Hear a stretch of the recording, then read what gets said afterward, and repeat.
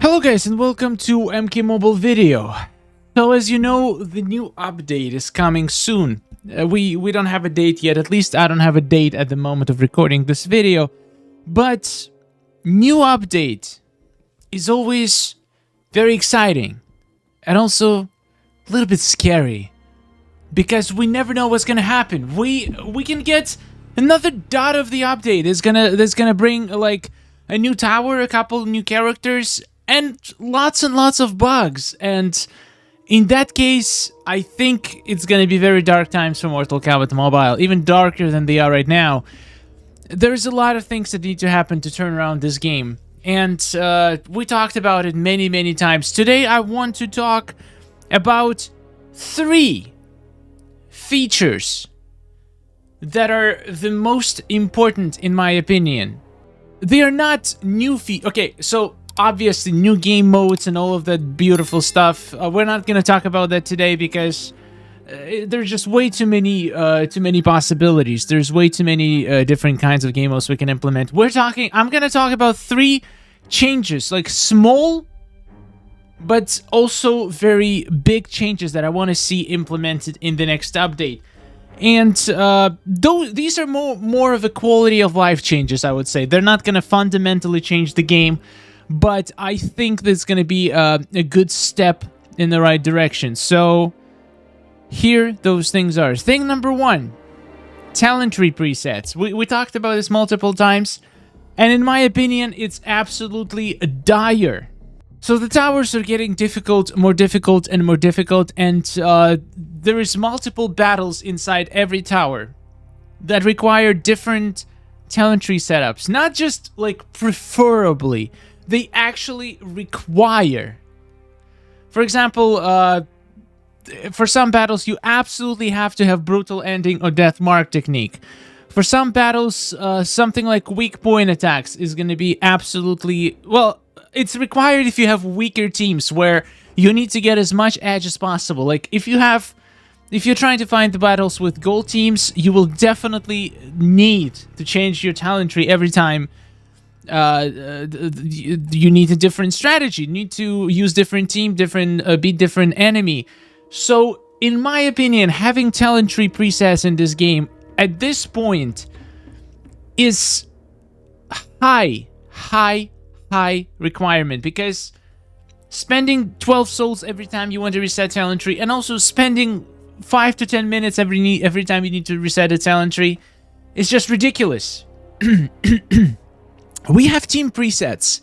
Give us an opportunity to do the same thing for the talent tree. I want to be able to, like, right here, add another button, click like add new talent preset. I think 5 would be enough, but honestly there shouldn't be a limit, because why not? But I can see that 5 should be definitely enough to encompass 5 most like useful talent tree setups. And you would just be able to change them at a click of a button. I would even argue that paying 12 souls is not a problem. I would honestly not mind if they have still the price. Maybe do like 1 reset a day for free, and then any additional resets, 12 souls. I feel like that's gonna be fair. That's definitely something I would love to see. Talent tree presets, I'm not the only one talking about it. Legend does, Mant, Chris Play, all of them talked about it. And I think it's such a small thing that doesn't really, like, it doesn't matter. It's not gonna, like, make money or lose money. It's just quality of life change that I'm sure everybody would appreciate. Thing number 2, in my opinion, one of the worst changes they introduced to the game is the pack limits. There is 20 of Elite Outworld pack. Like, I just don't understand what is the point of this. Basically, they're saying that you should not...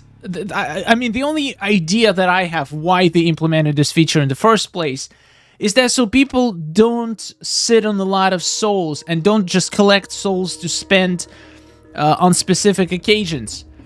For example, discounted packs. Again, this makes no sense, because this is not a discounted pack. This is a regular pack. And yet, somehow, it still has a limit. So you're saying if people like grind every day, maybe even paid money to get some souls, and they want to, for example, they only care about a certain character. Let's say people want to get Revnus Melina maxed out, and they're willing to spend money and souls on the Elite Outworld pack. You don't let them. The question is why? Why this may... Like, I can understand why you wouldn't want people to open unlimited discounted packs. But again, like, there are so many people who don't have patience to save souls, so they spend souls as soon as they get them. And it's fine, but what if people want to play in different kind of strategy? What if people do have patience? And I feel like patience and ability to save souls and not just spend them on a whim, it's something that has to be rewarded, not punished in the game. So, limits on packs, any limits on any packs should not exist. It just makes no sense. It's the worst feature added into the game in the latest updates. I want it gone. Let people spend souls the way they want. It's already hard to farm those souls. So let at least people be able to spend them the way they want to spend them. Like, I can already see them bringing back Anniversary Pack in April with 10 limit on it. They're gonna kill it. They're gonna kill the freaking game because of this stupid rule.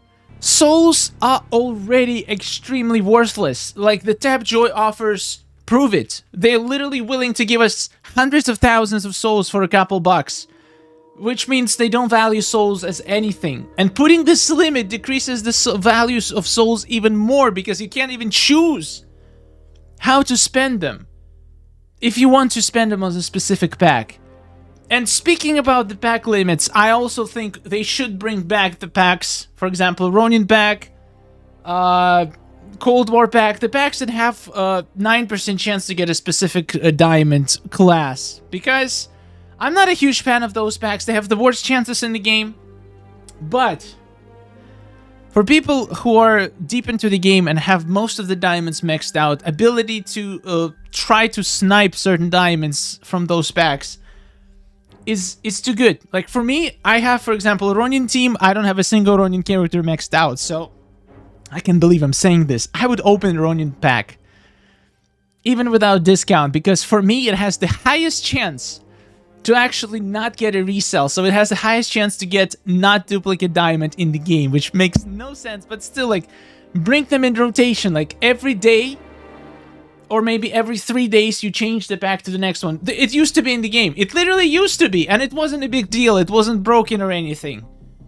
And yet it's now gone for some reason, and there is literally only generic packs, like Elite Outworld, Elite Martial Artist, Elite Spec Up, and they're in rotation. Very rarely, once in a while, we will get some kind of different pack during some holiday or something. Not even discounted all the time, so I don't know, makes no sense to me. And there is, like, these two packs, the only two packs that don't have a limit, Diamonds, MK11 packs. Like, I can understand why, because they're permanent. That would be stupid to have a limit. But, like, you're already limiting by not having these packs in the store all the time. Why make a limit on the quantity of purchase? I just don't understand this. Feature number 3. Again, very small quality of life change. Nothing ground changing, nothing game breaking or controversial. I'm not asking you to add raid bosses into the game. Actually, I am asking you, please add raid bosses into the game. It's gonna be awesome. Everybody would love it. People would come back into the game, but this is not what this video is about. This video is about 3 small quality of life changes that literally will take you maybe a couple hours to implement and will make everybody happy. Thing number 3, when you go to your collection, when you're doing a battle in a tower, for example, you want to set up your characters with your best tower gear. How do you filter your gear collection by a certain tower? You can't. Filter only works on rarity, type, and if it's equipped or not. It's gonna be such an easy change to add another filter and filter by tower. Let's say you have generic, you have this tower, this tower, this tower, where you can just click and see all the gears from that tower. This would be useful not just for setting up teams for towers. It will be useful also if you, let's say, you want to, like, you know, specific piece that you want to find in your collection. You remember which tower it's from, but you don't exactly know what fusion it is and like where exactly in your collection it's gonna appear, like if you sort by power or by name. Like maybe you don't even remember the exact name, but you know from which tower it is, you know how it looks, it just escaped you. What is it in your collection? So you just sort by the tower. And you find that piece of gear, then you remove the filter and you put the rest of your gear. It's just gonna be such an amazing quality of life change. I feel like I spent so much time trying to find the specific pieces of gear, and right now it's very, very difficult to do. When I need to switch teams, when I need to find a specific piece of gear, it's really, really difficult to do. Also, to be able to sort by tower would be useful too, but honestly, filter is more important than the sorting.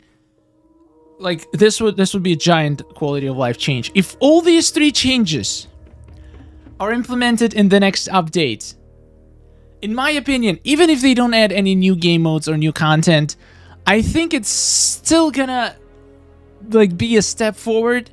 Maybe not as big of a step as we would like to see, but at least it's something. I'm just giving you an option, Mortal Kombat.